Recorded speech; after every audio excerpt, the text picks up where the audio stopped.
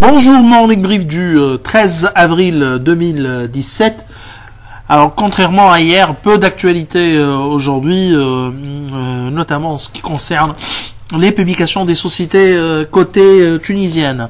Alors, pour la bourse de Casa, c'était une séance trop calme où le marché a pris, le Masi a pris le Masi a pris 0,24%, mais le volume enregistré était le plus faible depuis le début de l'année, autour de 15 millions de dirhams, selon les chiffres de bourse de Casa.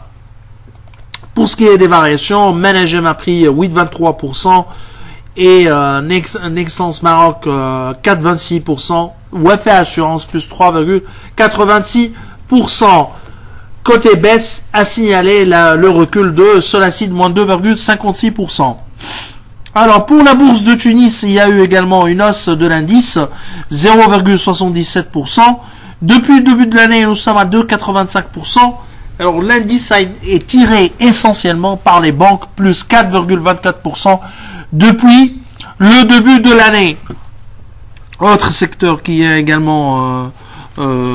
qui affiche également une bonne performance, c'est ce secteur agroalimentaire et boissons, plus 5,69%, mais également l'industrie, plus 6,84%. Le secteur qui affiche ou qui accuse la plus forte baisse depuis le début de l'année, il s'agit de services aux consommateurs, moins 5,54%, et également les matériaux de base, moins 5,21% depuis le 1er janvier 2017. Pour ce qui est du volume de la journée, les volumes restent modestes, 3,3 millions. Le titre le plus échangé, avec 400 000 dinars, la Banque de Tunisie, Cartas Cement, 325 000 dinars. Volume des étrangers également faible, sauf sur Eurocycle, avec des achats de 149 000 dinars et ventes 171 000 dinars sur Eurocycle. Côté actualité, à signaler que Madame Lamia Zribi a évoqué la question des négociations avec le FMI. Pour le moment, elle dit qu'il y a de fortes chances que la visite actuelle du FMI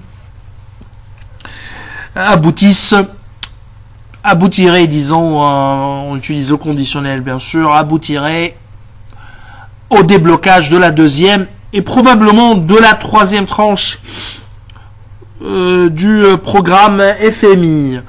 Autre actualité par contre concerne les sociétés Spedit, il y aura détachement de dividendes prévu pour demain. Autre actualité, ça on l'avait évoqué avant, c'est Tijari Leasing qui annonce un dividende de 1,4 dinar par action au titre de l'exercice 2016. Alors je vous souhaite bonne journée, au revoir, à demain.